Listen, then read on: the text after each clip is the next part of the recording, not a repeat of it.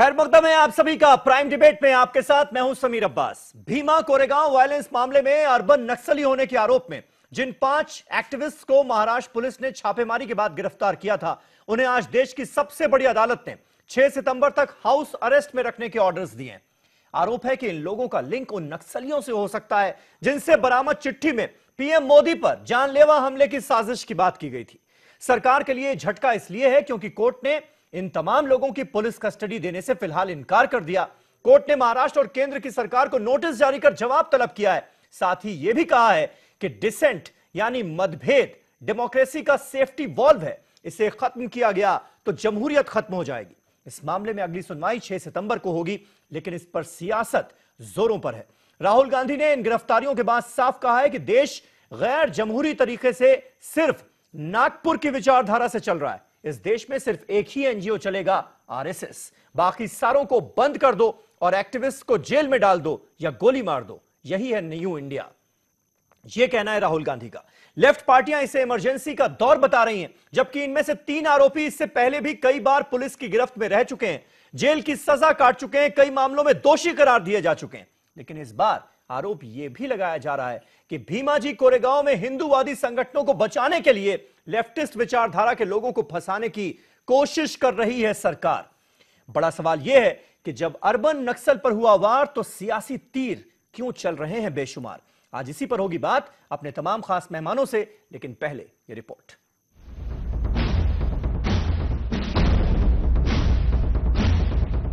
वज़ीर-ए-आज़म नरेंद्र मोदी के कत्ल की साजिश के नाम पर सियासत शुरू हो चुकी है। हर दौर में हुकूमतों का शिवा रहा है कि उनके खिलाफ उठने वाली आवाजों को दबा दिया जाए। अब वो दौर इमरजेंसी 1975 का रहा हो या फिर दौरे हाजिर, दोनों ही अदवार में सिविल सोसाइटी को अताब का शिकार बनाया जाता है। अर्बन नक्सल के नाम पर सियासत का बाकायदा अखाड़ा तैयार हो चुका है। मुखालिफ सोच और नजरियात रखने वाले दानिश्वरों और अदीबों को हिरासा किया जा रहा है, उन्हें कत्ल किए जाने का सिलसिला भी जारी है। इन लोगों को सिर्फ इसलिए ज़दकूब किया जा रहा है कि ये हुकूक इंसानी के लिए खामोशी से अपनी खिदमत अंजाम दिया करते हैं और हुकूमत की गलत पॉलिसीज पर नुक्ताचीनी करते हैं। महाराष्ट्र, तेलंगाना, दिल्ली और झारखंड वगैरह में छापेमारी के बाद हुकूक इंसानी के कारकुनान को गिरफ्तार किया गया। उन पर माव नवाजों से वाबस्तगी का इल्जाम लगा है। इतना ही नहीं, कहा जा रहा है कि ये लोग वज़ीर-ए-आज़म नरेंद्र मोदी के कत्ल की साजिश कर रहे थे। खैर, ये तमाम बातें तहकीकात का मौजू है, लेकिन फिलहाल इस पूरे मामले पर जंग का मैदान कायम हो चुका है। बयानात का सिलसिला शुरू हो चुका है। कांग्रेस के कौमी सदर राहुल गांधी ने भी हस्ब दस्तूर आरएसएस पर ट्वीट वार कर दी। उन्होंने कहा कि मुल्क गैर जमहूरी तरीके से नागपुर के फिक्र नजरियात पर ही चल रहा है। ये झूठा केस है, हम इसको वापस करने के लिए मांग करते हैं और जिनको अरेस्ट किया गया है यही लोग नहीं, उनके पहले 4 और लोगों को अरेस्ट किया था, उनको रिहा करना चाहिए। दरअसल अर्बन नक्सल भी मिशन 2019 का गर्मा-गर्म मुद्दा है, जिस पर सियासी जमातों ने अपने अपने हिसाब से सियासत शुरू कर दी है। एनसीपी लीडर छगन भुजबल ने भी कोरेगांव मामले पर नाराजगी जाहिर की। वहीं बीजेपी के मरकजी वजीर गिरिराज सिंह ने राहुल गांधी को खिताब करते हुए कहा कि वो अपनी दादी और वालिद के कत्ल को भला कैसे भूल सकते हैं। इन जैसे इंतहा पसंद लोगों ने ही इन लोगों का भी कत्ल किया था। जब तक कोई सबूत ठोस रूप से जो है सामने नहीं आता है, तब तक तो ये सारी जो हवा में उड़ती हुई बातें हैं। और मैं समझता हूँ किसी अच्छा अगर कोई काम करता है, कोई सामाजिक रूप से किसी अन्याय के खिलाफ खड़े हो जाते हैं, तो उसको बिना सबूत के बदनाम करने की कोशिश किसी ने भी नहीं करनी चाहिए। सत्ता के लिए अंधा हो गए राहुल गांधी। कभी नहीं सोचा आज उनकी दादी इंदिरा गांधी की आत्मा इन्हें गाली दे रहा होगा कि इसी अराजक तत्वों ने, इसी आतंकवादी ने, ऐसे आतंकवादी तत्वों ने श्रीमती गांधी की हत्या की थी। सत्ता के मोह में इन्होंने ये नहीं सोचा कि उनके पिताजी की हत्या इसी आतंकवादी गतिविधि में हुआ था। हुकूक इंसानी कारकुनों की गिरफ्तारी पर सुप्रीम कोर्ट ने पुलिस को झटका दिया है। अदालत ने गिरफ्तार शुदगान को पुलिस तहवील में देने से इनकार करते हुए उन्हें उनके घरों में ही नजरबंद करने की हिदायत दी है। अदालत ने दिल्ली की एक अदालत के जरिए गिरफ्तार शुदगान की ट्रांजिट रिमांड दिए जाने को भी गलत करार दिया। मामले की अगली सुनवाई 6 सितंबर को होनी है। देखना दिलचस्प होगा कि सुप्रीम कोर्ट गिरफ्तार शुदगान के हक में फैसला देता है या फिर पुलिस की थ्योरी को सही मानता है। Bureau report, news 18 Urdu. तो सो कॉल्ड अर्बन नक्सल पर हुआ वार तो सियासी तीर क्यों चल रहे हैं बेशुमार, आज इसी पर होगी बात। तमाम खास मेहमानों का पैनल हमारे साथ जुड़ चुका है। आज हमारे साथ सुरेंद्र राजपूत साहब मौजूद हैं, कांग्रेस पार्टी के नेशनल स्पोक्स पर्सन है। भारतीय जनता पार्टी के स्पोक्स पर्सन नवीन जिंदल साहब मेरे साथ स्टूडियो में मौजूद हैं। सुनील साजन समाजवादी पार्टी के स्पोक्स पर्सन हमारे साथ लखनऊ से लाइव जुड़ चुके हैं। थोड़ी देर में 3 और खास मेहमान आपको स्क्रीन पर नजर आएंगे। प्रोफेसर दिनेश वार्ष्णेय साहब लेफ्ट पार्टियों का पक्ष रखने के लिए आज हमारे साथ मौजूद होंगे। आरएसएस की तरफ से गुलरेज शेख साहब हमारे साथ मौजूद होंगे और सीनियर जर्नलिस्ट रामेश्वर पांडे साहब भी इस डिबेट को चंद पलों में ज्वाइन करने वाले हैं। लेकिन पहला सवाल नवीन जिंदल आपसे, क्योंकि लगातार यह साबित करने की कोशिश की जा रही है कि कहीं ना कहीं हिंदूवादी संगठनों को बचाने की खातिर लेफ्ट आइडियोलॉजी से जुड़े हुए लोगों को टारगेट किया जा रहा है। सरकार ऐसा कर रही, यह कहकर टारगेट किया जा रहा है बीजेपी को। इसका क्या जवाब है आपके पास? क्योंकि 2 नाम आते हैं सामने। जब भी कोरेगांव का जिक्र होता है वायलेंस का, तो 2 नाम आते हैं, संभाजी भिड़े और एकनाथ एकबोटे। कहा यह जाता है कि इन लोगों को बचाने की कोशिश की जा रही है, जबकि इनके खिलाफ तमाम तरह के सबूत हैं, इनकी गिरफ्तारी नहीं हो पा रही है, लेकिन बाकी लोग पकड़े जा रहे हैं। समीर भाई, मुझे लगता है कि जो आप ये कह रहे हैं, कुछ लोग आरोप लगा रहे हैं कि हिंदूवादी संगठन या हिंदू लोगों को बचाने के लिए आप दूसरे दलों के लोगों को या उनके समर्थन के लोगों को पकड़े जा रहे हैं।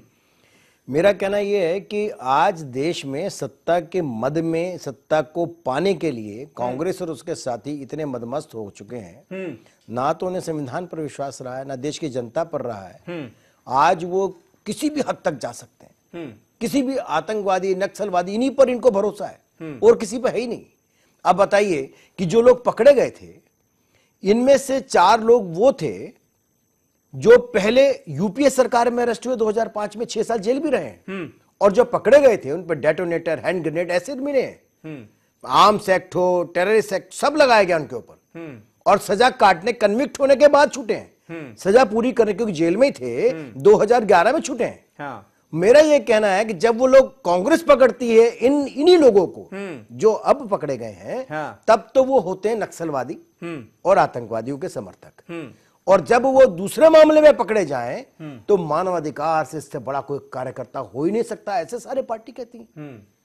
और इसके लिए दलील क्या दी जाती है मुझे समझ नहीं आता। राहुल गांधी जी, मुझे भगवान जाने किस मिट्टी के बने हैं, उनके पिता, उनकी नानी, उनके तो पूर्वजों ने देश की तो राहुल गांधी तो यही कह रहे हैं ना कि इस देश में सिर्फ और सिर्फ नागपुर की आइडियोलॉजी थोपने की कोशिश आप लोग कर रहे हैं। नहीं, वो तो बहुत सारे एनजीओ बंद कर दो, एक ही एनजीओ चलेगा, आरएसएस उसका नाम है, ये कह रहे हो। पहली बात तो अगर थोड़ा बहुत भी वो कहीं पढ़े लिखे होते, ज्ञान होता थोड़ा सा उनके पास, तो ये पता होता कि आरएसएस से एनजीओ नहीं है।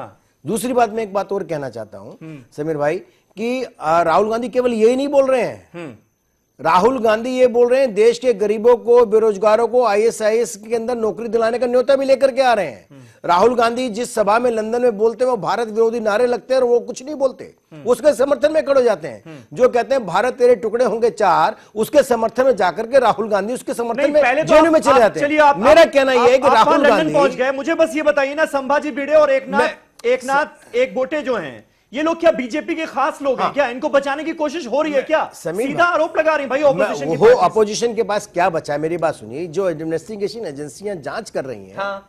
इसका कहना है कि वो तो गलत है, और राहुल गांधी जिनको ना संविधान की जानकारी, ना भारत की जानकारी, ना भारत के विषय में जानकारी, वो जो बोल रहे हैं वो सत्य है। ये कैसे हो सकता है भाई? यही कम्युनिस्ट के लोग उस समय जब यूपीए की सरकार में ये लोग अरेस्ट होते हैं तब ये बोल नहीं पाते, जेल जाते, तब ये आतंकवादी नक्सलवादी कहलाए जाते हैं, तब कम्युनिस्ट के लोगों की जबान बंद हो जाती है। आज क्योंकि मोदी का विरोध करना है, मोदी के विरोध में इतने ये मदमस्त हो चुके हैं कि कुछ भी किसी भी सीमा तक जा सकते हैं, आतंकवादियों के समर्थन में भी जा सकते हैं। राजपूत साहब जवाब दीजिए। नवीन जिंदल जो आरोप लगा रहे हैं, और एक बात तो है, इनमें से 3 लोग पहले भी तमाम केसेस में अरेस्ट हो चुके हैं, इन पर तमाम तरह के केसेस चल चुके हैं। आप ही की सरकार में इन्हें अरेस्ट किया गया, आप ही की सरकार में एक्शन लिया गया, और अब जब आज की मौजूदा सरकार ले रही है तो लोकतंत्र खतरे में हो जाता है। मतलब आप पकड़ रहे थे तब नक्सली थे ये लोग, आज जब पकड़ा गया इन्हें तो ये ह्यूमन राइट एक्टिविस्ट हो गए।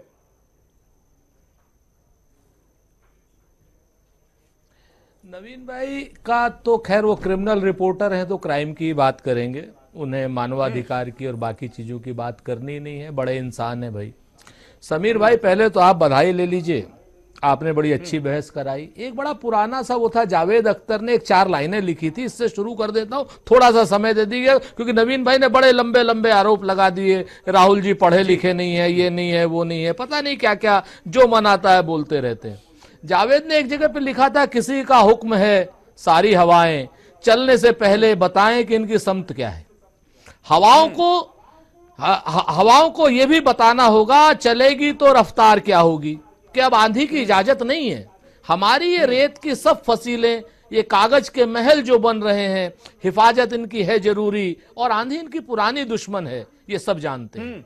किसी का हुक्म है कि दरिया की लहरें जरा सरकशी कम कर ले, अपनी हद में ठहरें, उभरना फिर बिखरना और बिखर कर फिर उभरना, गलत है उनका ये हंगामा करना।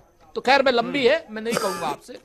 तो मैं आपसे 2 चीजें बड़ी स्पष्ट कह देना चाह रहा हूं। पहली चीज है प्रधानमंत्री की सुरक्षा। प्रधानमंत्री की सुरक्षा को लेकर के कांग्रेस पार्टी और पूरा देश प्रधानमंत्री की सुरक्षा के साथ खड़ा है, बगैर किसी इफ बट के। प्रधानमंत्री की सुरक्षा और साथ कैसे खड़ा जाता है? खड़ा है। अप्रैल में एक चिट्ठी पकड़ी जाती है, उसमें तमाम नक्सलियों के मंसूबों का जिक्र होता है। वो पूरी चिट्ठी इस वक्त मेरे पास मौजूद है, कहिएगा तो पढ़ भी दूंगा। उसमें तमाम तरह की बातें की जाती हैं, असैसिनेशन तक का जिक्र होता है, राजीव गांधी जैसा असैसिनेशन। और उसका लिंक निकालते हुए जब हमारी सिक्योरिटी एजेंसीज कुछ लोगों तक पहुंचती हैं, उन्हें डिटेन किया जाता है, अदालत में पेश किया जाता है, तो आप लोग सवाल खड़े कर देते हैं। जी जी जी जी हाँ बिल्कुल, आपकी बात से मैं पूरी तरीके से सहमत हूं।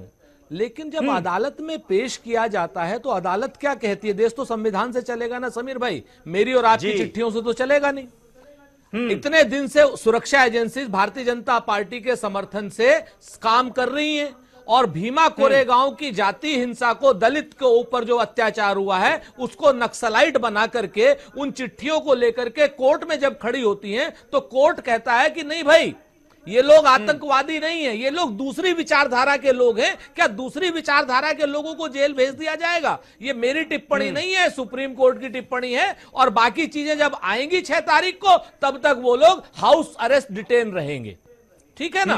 तो अगर यह टिप्पणी हमारी नहीं सुप्रीम कोर्ट की है और भारतीय जनता पार्टी इस टिप्पणी को नहीं मानना चाहती, तो वामपंथी विचारा को नक्सली विचारधारा क्यों कह रहे हैं ये लोग? मेरी ये समझ में नहीं आ रहा है, एक बात। दूसरी बात, अगर वो नक्सलाइट हैं तो अब तक इनके पास सबूत क्यों नहीं इकट्ठे हुए? गिरफ्तार करते समय इन्होंने कहा हमारे पास पूरे सबूत हैं, तो कोर्ट उन सबूतों को क्यों नहीं मान रहा है? तो मैं आपसे बहुत स्पष्ट रूप से कहना चाह रहा हूं कि हम लोग किसी नक्सली का समर्थन नहीं कर रहे, लेकिन विभिन्न विचारधाराओं के लोगों को भारतीय जनता पार्टी अगर नागपुर के नाम पर बंद करेगी तो राजपूत जी आपने नागपुर का नाम ले लिया, बताओ यार। ठीक राजपूत जी आपने क्यों अरेस्ट किए थे? और आपने क्यों अरेस्ट किए थे? आपकी सरकार ने क्यों अरेस्ट किए थे? आतंकवादी बता के, आतंक का दंश जो हमने झेला है। सुनील साजन, एक मिनट, राजपूत साहब और लोगों को भी शामिल कर लिया जाए बहस में, तमाम लोग जुड़ चुके हैं हमारे साथ। सुनील साजन, मुझे यह बताइए कि अगर ये जो 4-5 लोग गिरफ्तार हुए हैं, इन्हें इनका दोष साबित हुए बगैर नक्सली नहीं जब कहा जा सकता, तो जाहिर है उसी लॉजिक के आधार पर उन्हें क्लीन चिट भी नहीं दी जा सकती। ऑपोजिशन के कुछ नेता ऐसे बयान दे रहे हैं जिनसे ऐसा लग रहा है कि ये लोग ह्यूमन राइट एक्टिविस्ट हैं। जैसे वो प्रशांत भूषण साहब सुप्रीम कोर्ट के बाहर निकलकर कह रहे थे कि ये तो ह्यूमन राइट एक्टिविस्ट है, इन्हें जबरन फंसाने की कोशिश की जा रही है, लोकतंत्र क्योंकि देश में रह नहीं गया है, तानाशाही आ चुकी है। तो जो बयानात दिए जाएं उनमें वो सीरियसनेस तो नजर आनी चाहिए ना, ऐसा ना लगे कि हम क्लीन चिट दे रहे हैं अदालत में जाने से पहले इस मामले में उनको।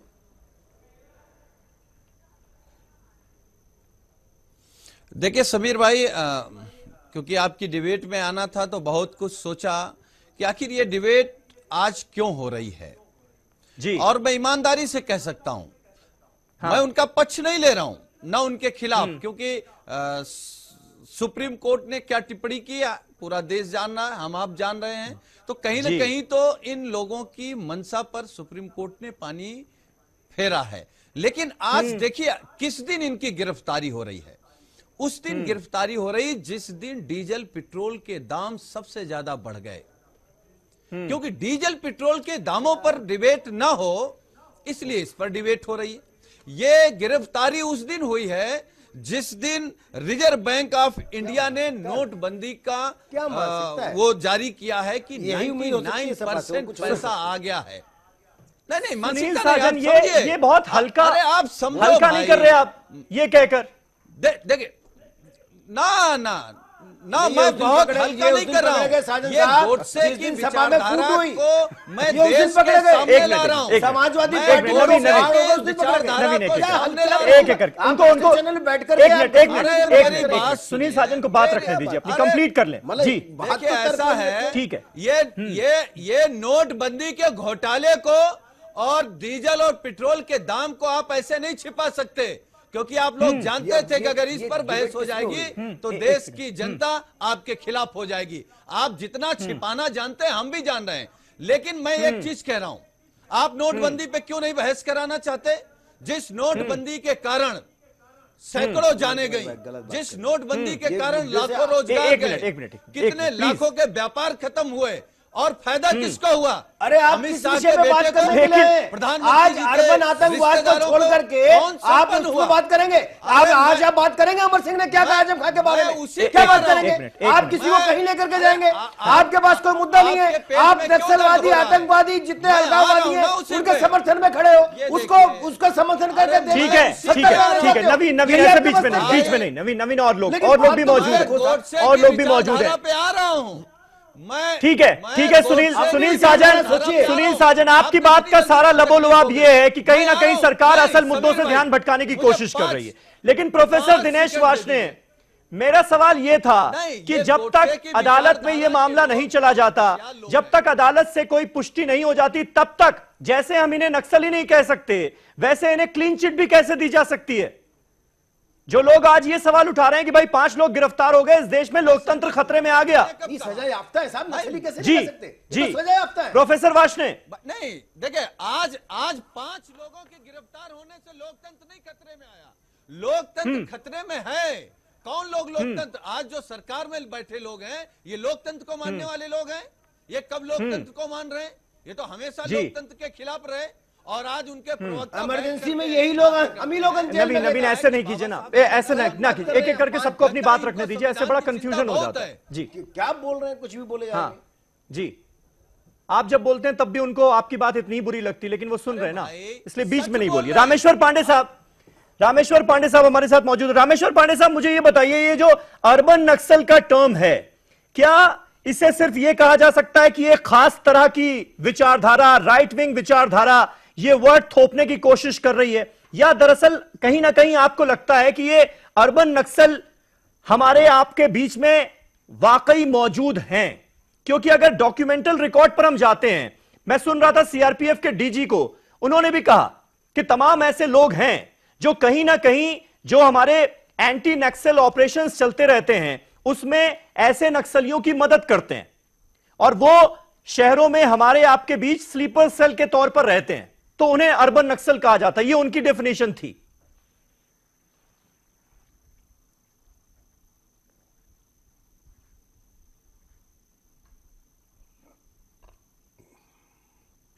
वामपंथी होना जैसे कोई गुनाह हो, हम ये नहीं भूलना चाहिए कि हमारे पार्लियामेंट की पार्टियां सीपीआई, सीपीएम, ये सब वामपंथी पार्टियां ही हैं। बिल्कुल, वामपंथ कोई गुनाह नहीं है। दूसरी बात, जो लोग पकड़े गए हैं, यह मत भूलिए कि वो अपने अपने क्षेत्र के स्कॉलर्स हैं, चाहे गौतम नौलखा हो या सुधा भारद्वाज हो, स्कॉलर्स हैं और उनकी फॉलोइंग है और जनता के लिए उन्होंने काम किया है, और ये काम डॉक्यूमेंटेड है। तीसरी बात, हमारे भारत में, लेकिन आपने 2 नामों का जिक्र किया, बाकी 3 नाम भी हैं भड़काने, उनके खिलाफ तमाम तरह के केसेस चल चुके हैं, वो जेल में सजा याफ्ता हैं, जेल में जिंदगी बिता चुके हैं, जिंदगी के कई साल। मेरा एक मेरा निवेदन सुन लें जी। भारत में कानून है, कानूनी एजेंसियां हैं, एक प्रक्रिया है। हमारे सुप्रीम कोर्ट ने क्या कहा? हमारा सुप्रीम कोर्ट भी इस लोकतंत्र की रक्षा का एक सबसे महत्वपूर्ण स्तंभ है। अलग अलग परसेप्शंस है, अलग अलग ऑब्जर्वेशंस हैं। हमारा सुप्रीम कोर्ट एक टिप्पणी करता है, हमारा जो इंटेलिजेंसिया है, इंटेलिजेंसिया कुछ लोग एक टिप्पणी करते हैं। कानूनी संस्थाएं हैं, कानूनी संस्थाओं को अपने काम करने देना चाहिए। और कोई कितना भी बड़ा विद्वान हो, कोई कितना भी बड़ा बारबरा राव है, वो खड़े होते हैं, तेलुगु कवि हैं और हजारों की भीड़ उनकी कविताएं सुनती है, तो उनकी कविता खतरनाक हो जाती है। तो अब सवाल ये है कि कानूनी संस्थाएं यह साबित करें और अदालत में साबित हो जाए तो उन्हें सजा भी दें। लेकिन आप जब इतिहास पर गौर करेंगे तो ऐसे सारे लोग जो पुलिस ने, ये सिर्फ इन वामपंथियों के साथ नहीं है, इन सोशल एक्टिविस्ट के साथ नहीं है, भाजपा के तमाम लोगों ने आरोप लगाए कि साहब हमारे कार्यकर्ताओं को जाति किया और जाति हुई थी उनके साथ। तो पुलिस के काम करने की जो शैली है, अभी भारतीय जनता पार्टी के लोग यही कह रहे हैं। उनका तर्क क्या है? जब सनातन संस्था के लोगों के खिलाफ कार्रवाई होती है तो यही भारतीय जनता पार्टी के लोग पुलिस की कार्यशैली पर सवाल उठाते हैं। तो अगर पुलिस की कार्यशैली सनातन संस्था पर काम के दौरान फाल्टी है तो यहाँ भी फाल्टी हो सकती है। तो इतना मानकर चलना चाहिए कि जब तक कानून उन्हें सजा याफ्ता न घोषित कर दे, वो दोषी न हो जाए। आप जेल में रहे 6 साल, आप तुम्हारा राव क्या बात कर रहे हैं? उसने लिखा था कि देश के अंदर बिना हथियार के आप चुनाव को रोक नहीं सकते, चुनाव प्रक्रिया रोकना ही सबसे बड़ा जरूरी काम है। ये उनके वक्तव्य में अखबार में छपा। इसके बाद ठीक है नवीन और जेल भेजा। नवीन प्लीज, गुलरेज शेख साहब मुझे ये बताइए कि सुप्रीम कोर्ट ने आज भाई गर्दन की नस पड़ जाएगी, काहे इतना परेशान हो रहे हो? उससे कहीं ना कहीं ऐसा साबित होता है, ये लगता है कि एक आइडियोलॉजी थोपने की कोशिश तो नहीं की जा रही है कहीं, ये सवाल उठता है। साफ तौर पर जस्टिस चंद्रचूड़ सिंह ने यह कहा कि भाई डिसेंट यानी मतभेद जो है वो डेमोक्रेसी का सेफ्टी वॉल्व है, अगर इसे रोका गया तो फिर लोकतंत्र टूट जाएगा, ये जो प्रेशर कुकर है ये फट जाएगा। तो डिसेंट होना जरूरी है। कहीं ऐसा तो नहीं कि अपनी विचारधारा, जो राइट विंग विचारधारा है, वो इतनी हावी हो गई है कि दूसरे की विचारधारा मंजूर ही नहीं है। अगर ऐसा होगा तो खतरनाक हो जाएगा मामला। यह चेताया भी गया है कहीं ना कहीं।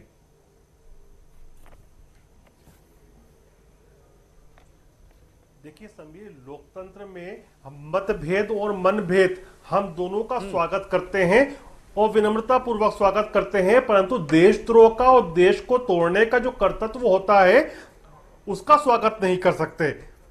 और देखिए, जहां तक कांग्रेस और राहुल गांधी की बात है, उन पर यह उक्ति बिल्कुल सिद्ध होती है कि जब रावण का अंत निकट था तो वह राम राम कहता था, जब कंस का अंत निकट था तो वह कृष्ण कृष्ण कहता था, और अब जब कांग्रेस का अंत निकट है तो वह संग संग कहती है।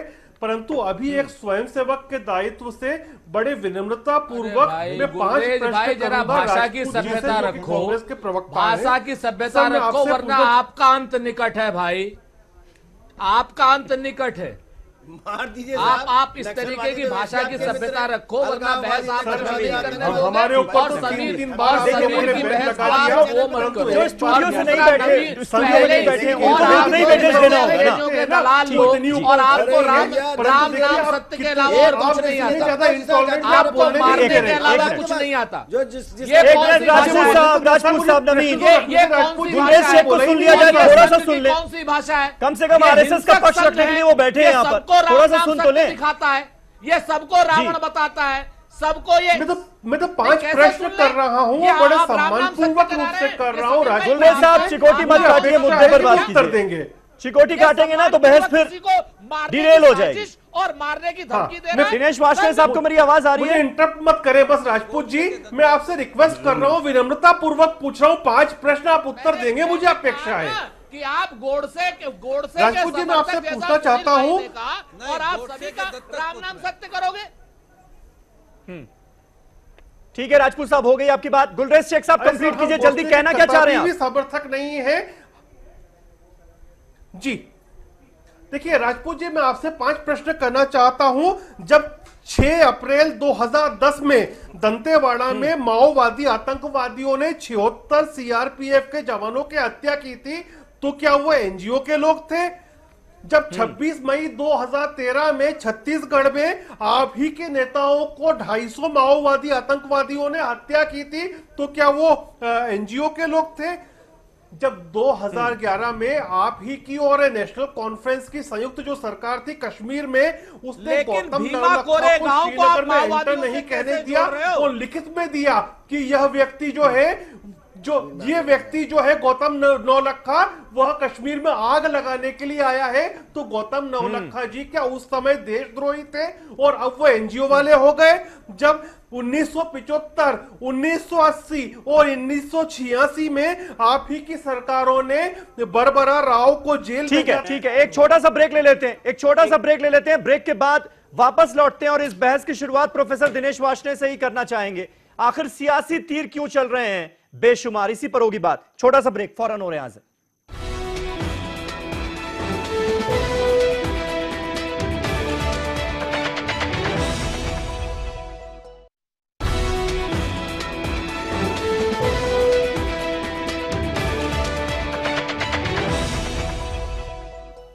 तो अर्बन नक्सल पर हुआ वार, तो सियासी तीर क्यों चल रहे हैं, आज यही हमारा सवाल। तमाम खास मेहमान हमारे साथ बने हुए हैं। सुरेंद्र राजपूत साहब कांग्रेस पार्टी से हमारे साथ मौजूद हैं। सुरेंद्र राजपूत साहब, कहीं आपको यह नहीं लगता कि राहुल गांधी का जो ट्वीट है इस मामले को लेकर, इन 5 गिरफ्तारियों के बाद, उस ट्वीट को करने में जल्दबाजी दिखाई गई? ऐसा तो नहीं लगता? क्योंकि कहीं ना कहीं हमारी जो पूरी न्याय व्यवस्था है, बिल्कुल उस पर कोई सवाल तो नहीं खड़े हो सकते ना। पुलिस अपना काम कर रही है, अदालत में वो लोग बेकसूर साबित हो जाएंगे अगर पुलिस के पास सबूत नहीं होंगे। जिस तरह से हमने देखा, अदालत ने पुलिस रिमांड में नहीं दिया, एक तरह से ये पुलिस की हार हुई अदालत में। तो अगर सबूत नहीं होंगे तो ये लोग बरी हो जाएंगे। वैसे इनका आप ट्रैक रिकॉर्ड निकाल कर देखिए, 3 लोगों का रिकॉर्ड। एक अरुण फरेरा जो 4 साल ऑलरेडी सेडेशन के केस में 4 साल जेल में रह चुके हैं। एक है गोंजाल्विस साहब, 2007 में आप ही की सरकार थी, तब वो गिरफ्तार हुए थे, वो भी 6 साल तक जेल में रहे। वरवर राव जो हैं, उनके बारे में तो क्या कहना, आधी से ज्यादा जिंदगी उनकी जेल में गुजर चुकी है। तो ऐसे लोग गिरफ्तार हुए हैं, उस पर आप सवाल खड़े कर रहे हैं।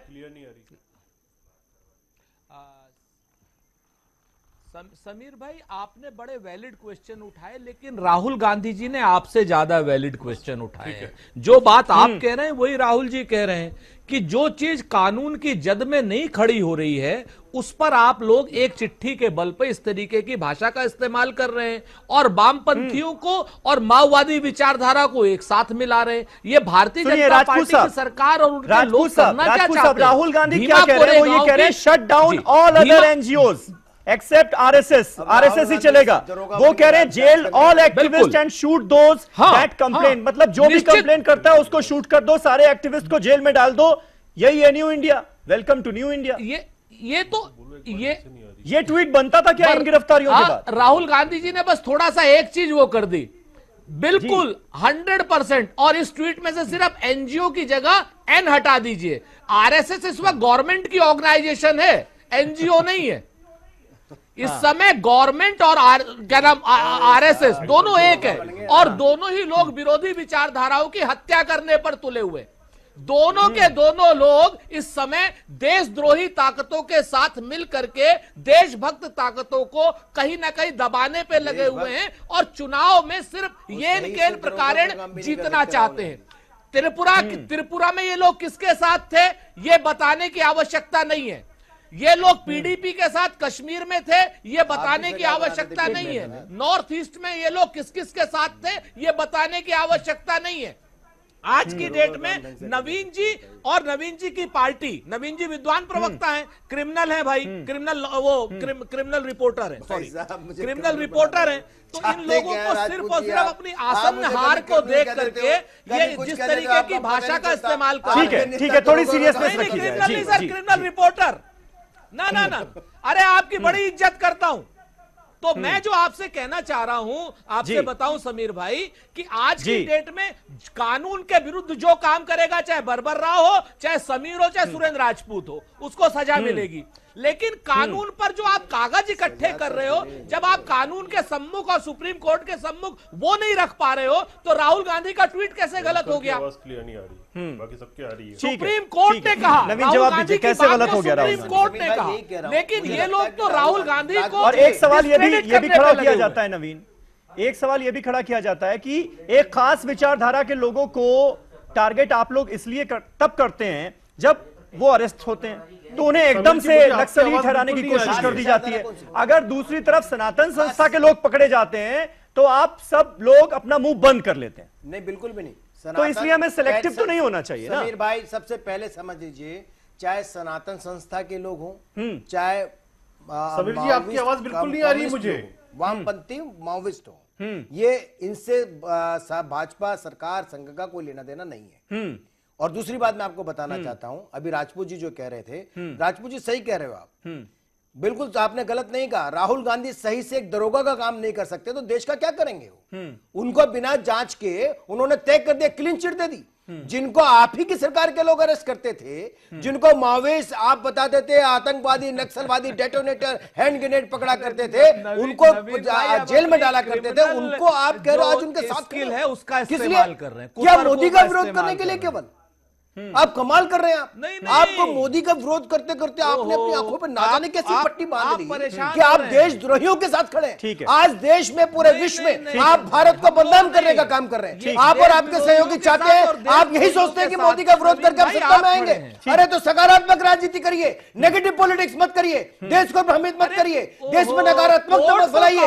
आप संघ का लगातार विरोध कर रहे हैं, संघ को आतंकवादी संगठन बता रहे हैं। क्या आप जानते हैं कि पंडित नेहरू ने संघ को जब 26 जनवरी के परेड में गणतंत्र दिवस में शामिल किया था, अरे उसको खारिज कर दिया भाई कांग्रेस पार्टी, खारिज कर दिया कि ऐसा कोई निमंत्रण हमने नहीं दिया था। तो फिर महात्मा गांधी 3 दिन पहले कांग्रेस पार्टी की ऑफिशियल स्पोक्स पर्सन मौजूद थी, उन्होंने खारिज कर दिया और उन्होंने कहा कि अगर आपके पास न्योता है तो दिखाइए। खारिज कर दिया था उन्होंने, इसलिए मैं ऐसी बात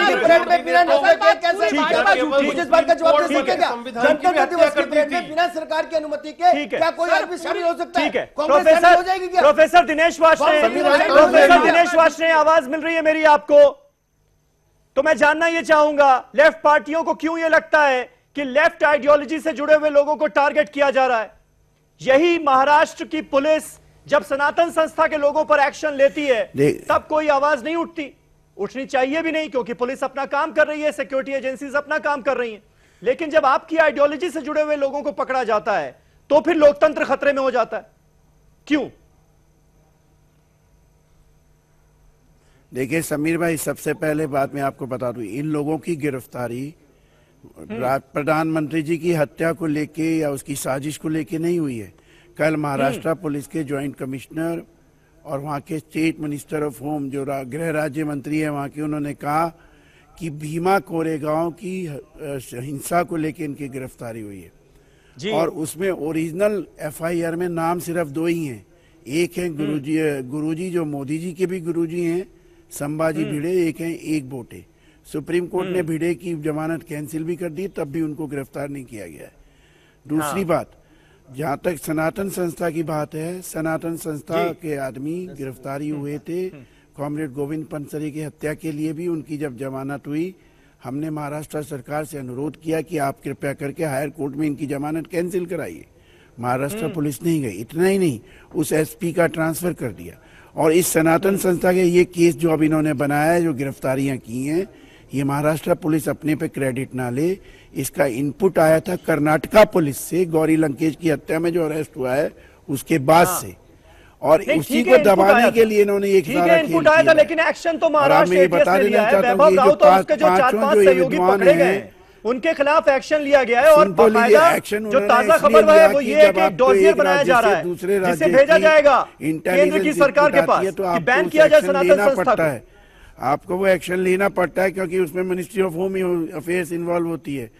दूसरा मैं ये बता देना चाहता हूँ, एक्शन लेना ये बीजेपी आरएसएस की आइडियोलॉजी है। नहीं, कंप्लीट कर देते उनको, अभी मैं नहीं सुनूंगा दिनेश जी, पूरे आधे घंटे तक नहीं मौजूद रहे, ऑडियो में प्रॉब्लम थी, अब इस सुन बात लीजिए। से पता लगता है, हाँ जी, और ये इसलिए पता लगता है कि ये किस तरह से सिर्फ टोटलिटेरियन स्टेट की बात करते हैं।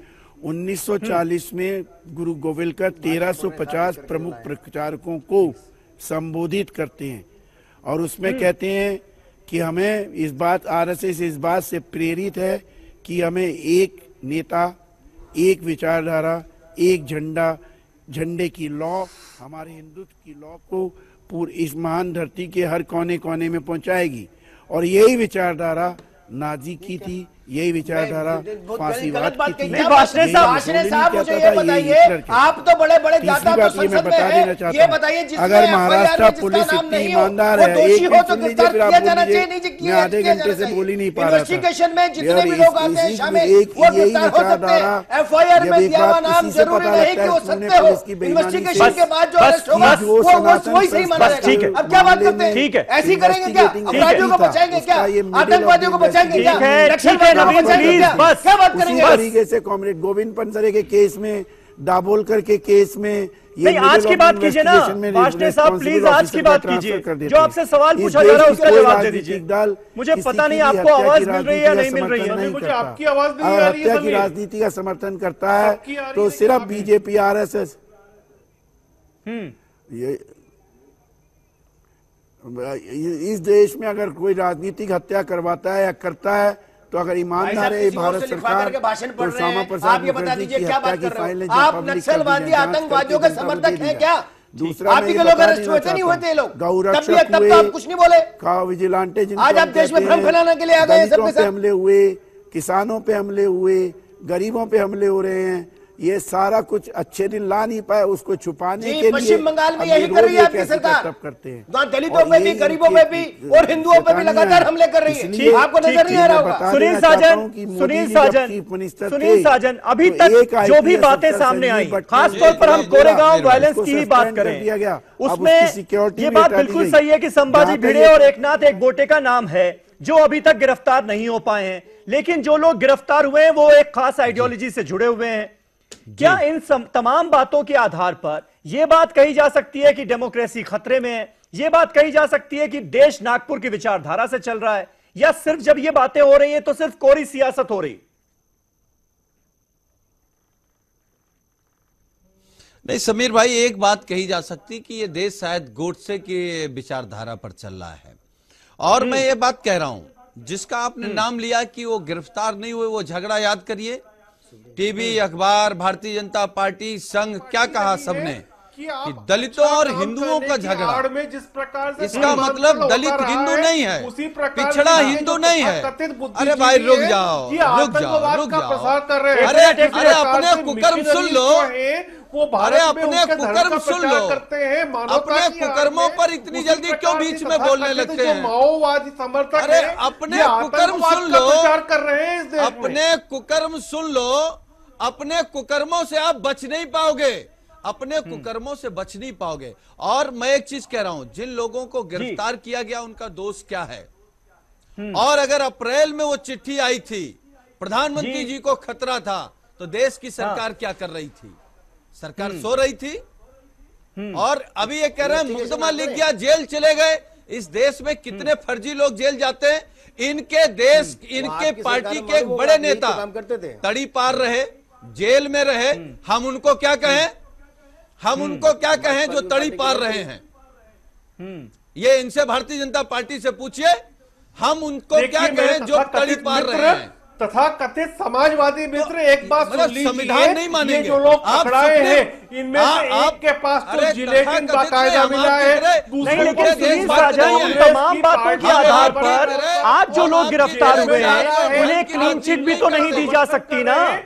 कहीं ऐसा ना हो कि हम अपनी सियासत के चलते उन लोगों को क्लीन चिट देते हुए नजर आए। चेहरे के साथ जाएंगे आप वोट मांगने के लिए, आप अपराधवादियों का समर्थन कर रहे हैं। समीर भाई एक सवाल, एक मिनट गुलरेज भाई प्लीज, आतंकवादी समर्थक है। समीर भाई, साजन जी, समीर भाई आपने एक अच्छी बात कही कि जब तक तय नहीं हो जाता तब तक कहना मुश्किल है और नहीं कहना चाहिए। मैं कह रहा हूं जब तक तय नहीं हुआ तो आपके चैनल ने डिबेट कैसे कर दी, उस पर डिबेट कैसे हो रही है? और जब सुप्रीम कोर्ट कह रहा है कि इस देश में अगर दब जाएगी तो मैं बैठा हूं ना यहाँ पर, उससे बात तो होने दीजिए ना प्लीज। वही तो अभी हिंदुओं और दलितों को आज भी देश के सर्वोच्च न्यायालय ने, अरे रुक जाओ भाई, आज भी देश के सर्वोच्च न्यायालय ने वही टिप्पणी की जो कुछ महीनों पहले सर्वोच्च न्यायालय के 4 जजों ने की थी कि देश में लोग खतरे में है। आज भी तो वही कहा सुप्रीम कोर्ट ने। ये सरकार के कान आंख नहीं खुल रहे, ये सरकार के आंख कान बंद है, सरकार गूंगी बहरी हो गई है, सरकार को कुछ दिखाई नहीं देता, सरकार नागपुर से चलेगी, सरकार गोडसे के रास्ते पर चलेगी, ये देश का गोडसे के सिद्धांतों पर चलेगा, आजम खां के रास्ते में चलेगी। आप ही बता दीजिए, आजम खां के रास्ते में चलेंगे क्या? गोडसे के जो दत्तक पुत्र हैं, राजा भैया के रास्ते में चलेंगे क्या? ये बड़ा राव जो है ये नहीं चलेगा, ये बड़ा राव जो है देश गोडसे के दत्तक पुत्रों से नहीं चलेगा, इसको जेल में डाला है, ये ऊपर एक मिनट गुलरेज साहब की आवाज डाउन कीजिए, उन तक आवाज नहीं पहुंच रही है, आवाज डाउन कीजिए, एक एक करके बोलिए, एक एक करके बोलिए, ये देश साजन जल्दी से कंप्लीट कीजिए। गोडसे के दत्तक पुत्रों से नहीं चलेगा। समीर भाई मैं कह रहा हूं ये देश गोडसे के दत्तक, एक मिनट रामेश्वर पांडे साहब और आखिर सुप्रीम कोर्ट को ये क्यों कहना पड़ता है कि भाई डिसेंट जो है वो एक सेफ्टी वॉल्व की तरह है, उसको आपको बरकरार रखना पड़ेगा, नहीं तो प्रेशर कुकर में ब्लास्ट हो सकता है। क्या इसका मतलब यह निकाला जा सकता है कि आज के दौर में एक विचारधारा को दबाने की कोशिश की जा रही है, अपनी विचारधारा को तरजीह देने के लिए? या फिर ये भी कह सकते हैं कि एक ही विचारधारा लगातार एक मिनट पांडे जी, सुप्रीम मैं मेरी बात सुन लें कृपया जी। सुप्रीम कोर्ट अगर ये कह रहा है तो जाहिर सी बात है कि सुप्रीम कोर्ट ये महसूस करता है। मेरा सिर्फ दो आग्रह है इस मामले में जी। जो लोग भी गिरफ्तार हुए हैं उन पर हमारे साथी बतला रहे हैं कि मुकदमा चला, वो छूटे, सुप्रीम कोर्ट ने ही छोड़ा भी, बहुत सारे मामले हैं। हमें किसी के दोषी साबित होने के पहले तक न तो उसे हमें कोई फतवा देना चाहिए कि साहब वो नक्सल हैं और दोषी हैं, और न ही हम उन्हें क्लीन चिट दे सकते हैं। मेरा सिर्फ ये कहना है, हिंसा, पहली बात कि राष्ट्रद्रोह किसी कॉर्नर से हो रहा हो, राष्ट्रद्रोह हिंदुस्तान बर्दाश्त नहीं कर सकता, स्वीकार नहीं कर सकता। सही बात। यह देश संविधान से चलेगा। तीसरी बात मेरी ये कहनी है कि पुलिस और जो सिक्योरिटी एजेंसीज हैं वह अगर अपनी जो मान्य प्रक्रिया है उसके आधार पर काम करेंगी तो शायद सरकार पर उंगली न उठे। भाजपा के मित्रों से ये कहना है कि अगर वो दबाने की कोशिश करेंगे, जो सुप्रीम कोर्ट की आवाज नहीं सुनाई पड़ेगी उनको, इंडिपेंडेंट वॉइसेज नहीं वो सुनेंगे, तो शायद वो कटघरे में खड़े रहेंगे।